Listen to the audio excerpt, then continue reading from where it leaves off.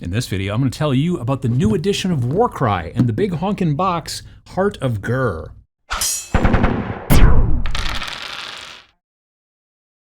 So if you've been paying attention, you know there's a new edition of, Warcry and a new box and all that kind of stuff. I kind of called it last year. Again, I'm not particularly psychic or anything. I just was like, it's been 3 years since the last edition, so probably there's a new edition coming out in the summer of 2022, and here we are.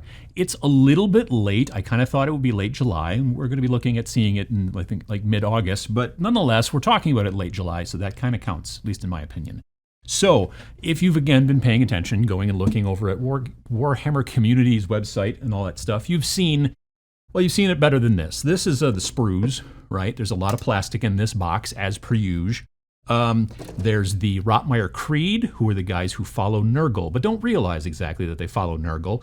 This whole game takes place in Ghur, which is the realm of beasts, and so it's not necessarily, you follow Nurgle and you're like, well, we call him the Great Leech, but it's actually Nurgle and all that kind of stuff. And you walk around on stilts in the swamps for reasons, probably because you don't want to get stuff on your feet. I don't know, makes sense to me.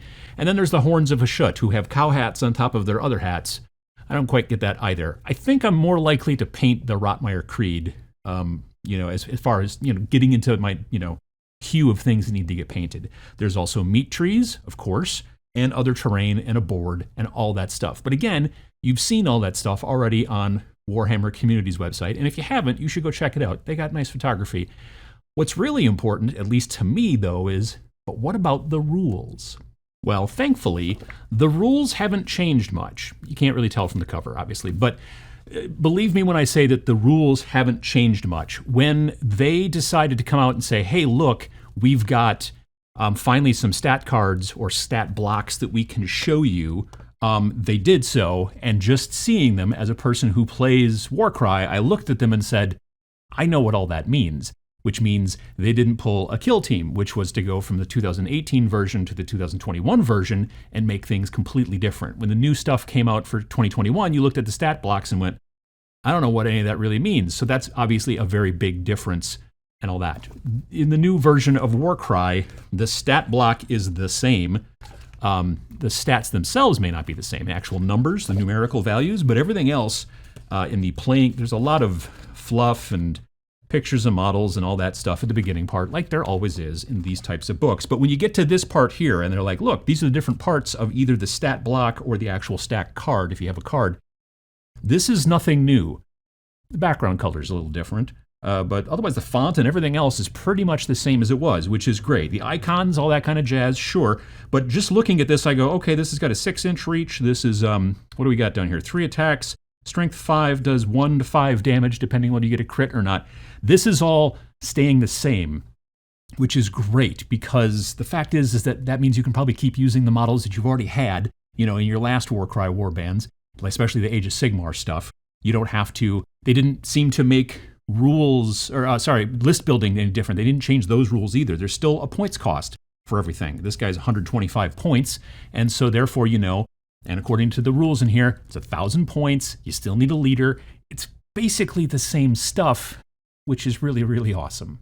Everything else about the actual battle seems to be basically the same as it was to some degree. Obviously, they've gone through and probably tightened up things. They've probably taken the FAQs, taken those Qs, and aid them. They've answered a lot of those questions in the text here and things like that. So it's a tighter kind of explanation of the rules, but basically the things happen the same way. You still roll your 6 dice, you still have your wild dice and all that stuff. You're still putting them into, everything seems to be mostly the same. Now you're asking yourself, well, Uncle Adam, if everything's the same, why'd they make a new version of the game? Well, A, capitalism, but B, they've also added some things to it, which I think are really going to help the game, and then, but not necessarily make it like way more detailed or way longer of a game to play. One of the things that's great about this game is the fact that it's pretty simple to pick up, it's simple to teach, it's a quick game. You're not sitting there for 2 hours playing a game. If you want a skirmish game that moves quickly, this is the one. And the thing that they've added, movement's mostly the same. They've got a little bit more explanations of movement and how you attack, go over things and stuff like that, climbing and whatnot. You've got disengage actions, which have got some changes to them a little bit, kind of, and we'll explain that in a second. Wait actions, none of this is new. What's new is reactions, or reactions, if you might want to call them that way. This is, I think, a super, super smart addition and something I really, really like, and it's really going to help the game, I think, in the long run. So what reactions are is if somebody, let's say, is going to come and attack you, okay, you could do something called counter, right? So when you counter, a fighter can make this reaction after they are targeted by a melee attack action, but before the hit rolls are made. For each hit roll from that attack action that misses, allocate 1 damage point to the attacking fighter. For each hit roll of 1, allocate 2 damage points to the attacking fighter instead. So what this does is it, as you're being attacked, you don't get to counterattack, but for every miss that they get, they take a point of damage. And for every 1 that they actually roll, which I guess this situation would be more like a critical miss as opposed to a critical hit, they take 2 points of damage. Now, you can't just automatically say, I'm going to use counter every time somebody attacks you. You have to use one of your activations. Every model gets 2 activations in Warcry, and that stayed the same. If I've already activated my model A, and your model A decides to attack my model A, and I've already activated this turn, I can't make a reaction because I don't have any actions to spend. You can't spend actions from your next turn or the next round or whatever. You can only spend them from this turn. If you've already activated this model, now if you get attacked, there's no reactions that you can do. Let's say that model A, my model A, has not done any actions yet. When you are going to attack me and you let me know you're going to attack with a melee attack, I can choose to do the counter, but if I do that, I'll lose one of my activations. Now what they've done is they've added in extra tokens. In the old game, you had a little token that had like a red X on it that meant, hey, I've already done all my activations. And the other side, it had like a little, one of those little hourglass things to let you know, hey, I'm taking a wait action. There's now another token, which looks like the red X, but it's just 1 slash instead of the 2 slashes, right? And that means I've taken 1 activation because of a reaction predominantly, but I still have 1 left. So you could technically get, let's say, attacked twice and take 2 reactions, 1 against this person and 1 of that against that person. But then you won't have any reaction, you won't have any actions once it's time for you to go. And again, the person attacking you has to make this choice. I know that person hasn't gone yet, so if I attack them, they could react.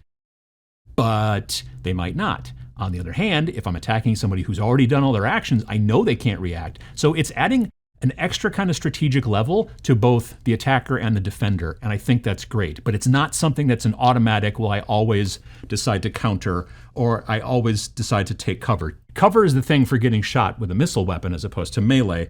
A fighter that is in cover can make this reaction after they are targeted by a missile attack action, but before that the hit rolls are made. After the hit rolls have been made, roll a die for each critical hit. On a 4+, that critical hit becomes a hit instead. Fighters with the mount rune mark cannot take this action. So if you're on a creature, you can't hide. You're going to get shot at. And it's not like reaction where the damage goes back to the attacker. It's just a situation where if you get hit with a crit and you've decided to take cover, it only becomes a regular hit instead. But again, that's going to cost 1 of your actions, so you have to make the choice. Honestly, most of the rest of this is not particularly different. It is, like I said, it's cleared up. There's different things going on in the campaign system, which I have not had the time to sit down and actually play any of the campaign system, obviously, but everything is, there's information in here about running a Warcry tournament. I'm pretty sure that was in the last set of rules. Match play, open play, narrative, all that kind of stuff. It's all in here. I think the biggest change is the reaction thing, and I'm really interested in the reaction thing, and that's very cool. But otherwise, they haven't really messed with the game much at all, which is great. Now, what about all the armies that you already have? Well, you've seen, in Warhammer Community that there is a compendium, and I'm going to be able to talk about the compendium. I can't talk about it in this video, there's reasons, but I can talk about it in the next video, so I'll be able to have more information about that. From what I understand and from what they've already posted out there, this compendium book is going to be a single book, so it's going to be different than the other book, or the books, where they had 1 for order, 1 for chaos, 1 for destruction, 1 for death. And it's going to have, 800 plus different stat blocks for all of the different possible units that you could run in your games. So there's not going to be any kind of like groups that get left behind, it seems like. I'm really looking forward to talking more about the compendium and all that kind of stuff soon. I know that when, the Kill Team came out with the compendium, I really didn't like the compendium. And then when I heard that they were making a compendium for this, I was like, oh no, that's not good.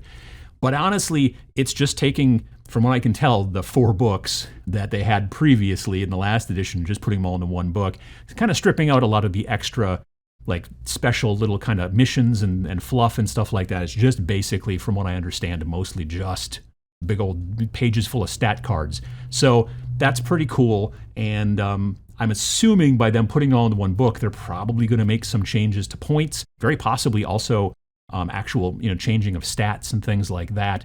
The actual categories of stats, as we've seen, haven't changed, but they very possibly could change the number of attacks, the amount of damage, like all kinds of different things like that to sort of maybe balance stuff across. I know a lot of people have talked about in the past about how the actual bespoke Warcry warbands are far less powerful than the actual Age of Sigmar warbands. I am not a good enough player to tell you that that's absolutely true or not, but I hear it a lot, so maybe they'll be able to make some changes to that.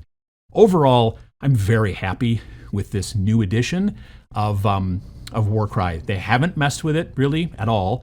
They've added something which I think is giving a great extra layer to play. It's like a little bit more strategy, gives you a little bit more without slowing things down too much. It's keeping both players a little bit more engaged as well during the turn, even though the turns are quite short. All of it's pretty good, and I'm looking forward to telling you about the compendium coming up very soon. So I hope this video was kind of helpful. If it was and you liked it, you click the like thing down below. If you're interested in finding out about the compendium, like I said, pretty much the next video is going to talk about it. So, you might want to subscribe if you're not. I'm looking forward to doing more content about Warcry as this year and next year go on, because it right now is my favorite Games Workshop game. And so come along for that ride if you're interested. Thanks for watching.